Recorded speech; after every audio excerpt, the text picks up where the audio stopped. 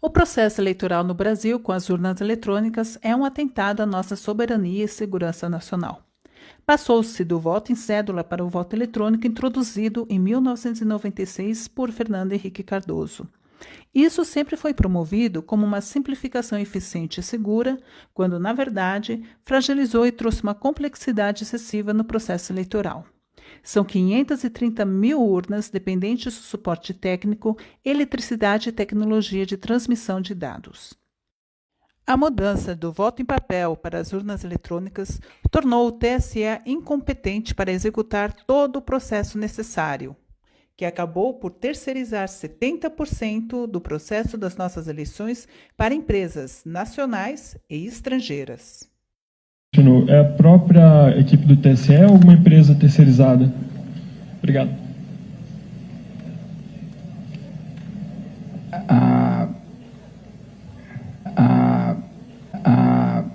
Não é propriamente uma terceira, é uma contratação de um serviço. Não é o Tribunal Superior Eleitoral quem conta os votos, é uma empresa terceirizada.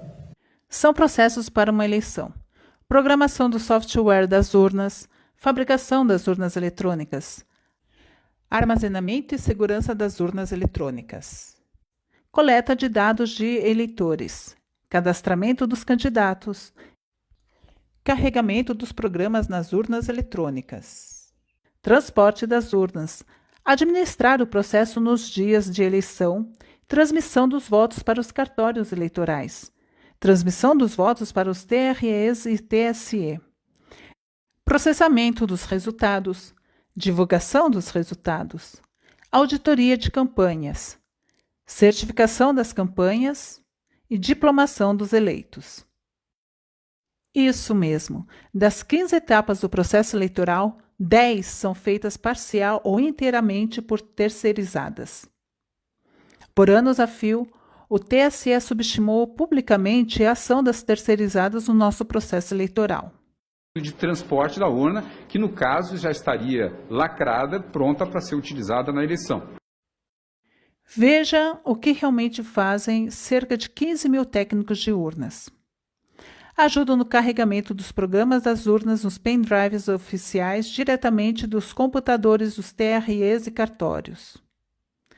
Instalam os programas nas urnas. Transportam e instalam as urnas eletrônicas nos locais de votação. Gerenciam os estoques de urnas reservas. Coordenam e gerenciam chamados nas sessões eleitorais em caso de falhas nas urnas. Prestam suporte à geração de boletins de urnas. Operam sistemas de transmissão de arquivos de urnas eletrônicas, incluindo conexão a sistemas de VPN, conexão a sistemas de comunicação via satélite e configuração da DHCP. De transporte da urna, que no caso já estaria lacrada, pronta para ser utilizada na eleição. Terceirizar as eleições já é algo muito grave. O que você diria se soubesse que muitas dessas empresas são ligadas a políticos, a organizações com forte viés ideológico ou são até estatais estrangeiras? Conheça alguma dessas empresas. Smartmatic, técnicos de urnas, transmissão de dados, tecnologia de satélites. A Smartmatic é uma empresa venezuelana ligada às reeleições suspeitas de Chávez e à eleição de Maduro em 2013. O sistema eleitoral mais perfeito do mundo. Foi comprada e presidida até recentemente por Sir Malloch Brown, presidente da Open Society Foundation de George Soros desde 2021. George Soros. George Soros, para quem não conhece, é um magnata que usa sua fortuna para modificar democracias no mundo inteiro com a agenda progressista, financiando ONGs a favor do desarmamento, aborto, ideologia de gêneros, identidade racial, imigração em massa e comprando entidades ligadas a processos eleitorais pelo mundo afora. Uma curiosidade é que Sir Malloch Brown diz ter criado a estratégia de influenciar campanhas utilizando-se de falsas pesquisas eleitorais. ProBank, técnicos de urna, manutenção e programação. A Probank está ligada à falência fraudulenta na ordem de R$500 milhões, o que prejudicou a Receita Federal, trabalhadores e credores. Engitec, técnicos de urna e transmissão de dados. A Engitec é uma empresa de fachada para a Probank continuar no TSE. Transat, manutenção de urnas e transmissão de dados.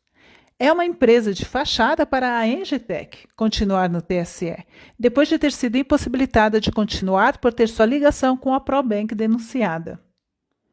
Positivo, fabricação de urnas. A Positivo é de propriedade de Oriovisto Guimarães, senador do Paraná pelo Podemos. Atlântica, técnicos de urna, transmissão de dados. Atlântica é propriedade de um ex-sócio em vários negócios do marido de Rosiana Sarney. Fechou contratos com o governo de Rosiana na ordem de R$50 milhões. Diebold, fabricação de urnas. A Diebold está ligada a fraudes eleitorais nos Estados Unidos, o que forçou a saída de 2 de seus presidentes e a venda da unidade de fabricação de urnas eletrônicas para a Dominion Systems. Havia o envolvimento do Marcos Valério. O Espírito Santo também chegou a citar que ele levou uma quantia exorbitante para dentro da empresa. E consegui identificar um dos fraudadores em ambiente da Diebold. Indra, técnicos de urnas, transmissão de dados, tecnologia de satélites. Indra Soluções é uma estatal espanhola acusada de servir de caixa 2 para os governos do PP e hoje está sob o comando do governo do PSOE, Partido Socialista do Trabalhador Espanhol. O atual primeiro-ministro da Espanha, Pedro Sánchez, é apadrinhado por Soros e recebeu Lula, pré-candidato, em janeiro de 2022, como chefe de Estado. Combinou seguir diálogo com Lula a respeito de melhorias na legislação de ambos os países em 2023. Indra Soluções é suspeita de fraudar as 2 últimas eleições de Angola, foi acusada de corromper servidores do governo e de se apossar indevidamente de material de eleição. Houveram manifestações pedindo o afastamento da Indra do processo eleitoral. Também é acusada de fraude na eleição de Petro, na Colômbia. Ali, ela se ocupou da contagem de votos, onde milhões deles foram ignorados, e Petro foi visto encontrando-se com 2 funcionários da Indra na Espanha, além de suspeitas de corrupção de servidores do Conselho Nacional de Eleição.